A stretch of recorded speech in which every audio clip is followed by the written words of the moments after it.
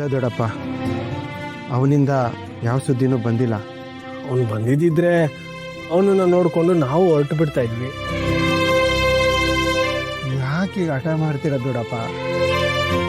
ಬದ್ರಿ ಕೇದಾರನಾಥ ಕಾಣದ ದೇಶ, ದುರ್ಗಮ ಆದಿ.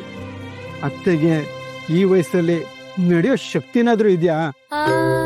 ಅವ್ಳಿಗೇನಾದ್ರೂ ಹೆಚ್ಚು ಕಡಿಮೆ ಆದ್ರೆ ಸುಧಾರಿಸೋ ಶಕ್ತಿ ನಿಮ್ಗಾದ್ರೂ ಇದೆಯಾ? ಭಗವಂತನ ದರ್ಶನ ಮಾಡಕ್ ಬೇಕಾಗಿರೋದು ಶಕ್ತಿ ಅಲ್ಲಪ್ಪ, ಸಂಕಲ್ಪ. ನಾವೀಗಾಗಲೇ ಸಂಕಲ್ಪ ಮಾಡಾಗಿದೆ. ದೊಡ್ಡಪ್ಪ, ಹೀಗೆ ಹೇಳ್ತೀನಿ ಅಂತ ತಪ್ಪು ತಿಳ್ಕೊಬಿಡಿ.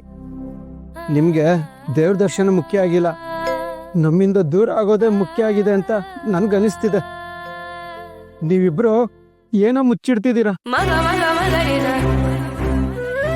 ದಯವಿಟ್ಟು ಏನೇ ಇದ್ರು ನನ್ನ ಹತ್ರ ಹೇಳಿ. ನನ್ನಿಂದ ಸಮಸ್ಯೆ ಬಗೆಹರಿಸಕ್ಕಾಗಲ್ಲ ಅಂದ್ರೆ ನೀವು ಎಲ್ಲಿಗೆ ಬೇಕಾದ್ರೂ ಹೋಗಿ. ನಿಮ್ಗೆ ಯಾರಿಂದನೂ ನಮ್ಗೆ ಯಾವ ಸಮಸ್ಯೆನೂ ಆಗಿಲ್ಲ ಗುರುರಾಜ. ನಿಮ್ಮಂತ ಬಂಧುಗಳ ಜೊತೆ ಇಷ್ಟು ವರ್ಷ ಬದುಕಿರೋದೆ ನಮ್ಮ ಪೂರ್ವ ಜನ್ಮದ ಪುಣ್ಯ.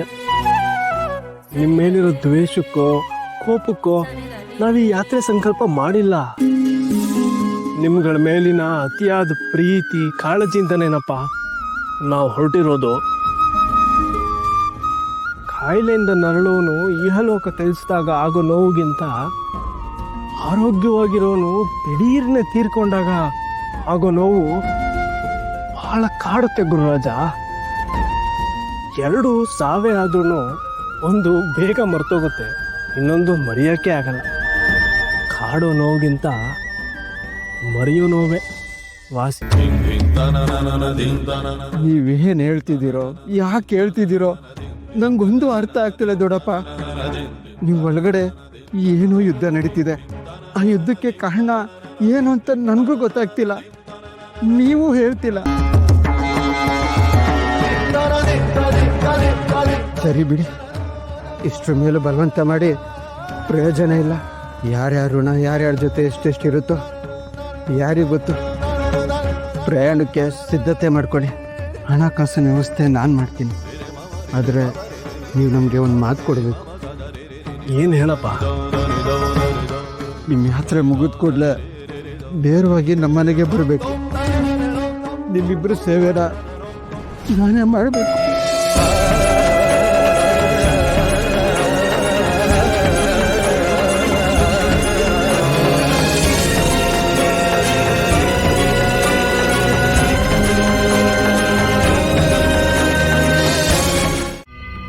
ನೀವು ಅವರಲ್ಲಿ ತುಂಬಿದ ಭಯನ ನನ್ನ ಹತ್ರ ಹೇಳ್ಕೊಂಡ್ರು. ನಾನು ಆ ಭಯನ ನಿವಾರಣೆ ಮಾಡಿದ್ದೀನಿ ಅಷ್ಟೇ. ನಾವೆಲ್ಲ ಹರಿಭಕ್ತರು, ಆ ಶ್ರೀಹರಿಯ ಸೇವಕರು. ಹರಿನಾಮದ ಮಹಿಮೆಯನ್ನು ಅರಿಯದವರಿಗೆ ಅರಿಯುವಂತೆ ಮಾಡಬೇಕೇ ಹೊರತು ಹರಿಯ ಬಗ್ಗೆ ಭಯ ಹುಟ್ಟಿಸಬಾರದು. ಹರಿಯಿಂದ ದೂರ ಸರಿಯುವಂತೆಯೂ ಮಾಡಬಾರದು. ಹರಿನಾಮ ಸ್ಮರಣೆಗೆ ತೊಂದರೆ ಮಾಡಿದರೆ ಹತ್ಯೆ ಮಾಡಿದಷ್ಟೇ ಪಾತಕ ಎಂದು ಪ್ರಾಜ್ಞರು ನುಡಿದಿದ್ದಾರೆ.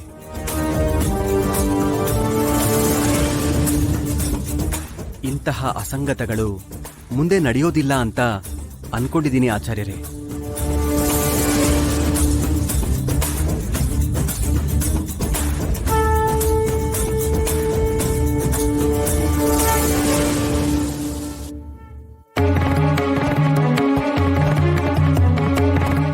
ಅವ್ರನ್ನ ಕೆಟ್ಟವರು ಅಂತ ಭಾವಿಸ್ಬೇಡಿ. ದೇವ್ರ ಬಗ್ಗೆ ಅವ್ರಿಗಿದ್ದ ತಪ್ಪು ತಿಳುವಳಿಕೆ ನಿಮಗೆ ಹೇಳಿದ್ದಾರೆ ಅಷ್ಟೇ. ದೇವರು ಯಾರಿಗೂ ತೊಂದರೆ ಕೊಡಲ್ಲ, ಅವನು ಕರುಣಾಮಯಿ.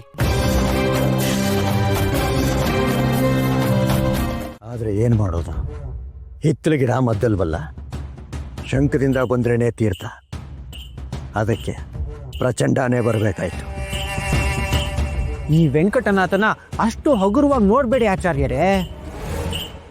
ಮೊನ್ನೆ ನೋಡಿದ್ರಲ್ಲ, ಓಂಕಾರ ಉಚ್ಚಾರಣೆಯಿಂದ ಇಡೀ ಮಠನೇ ಅಲ್ಲೋಲ ಕಲ್ಲೋಲ ಮಾಡಿದ್ನಲ್ಲ.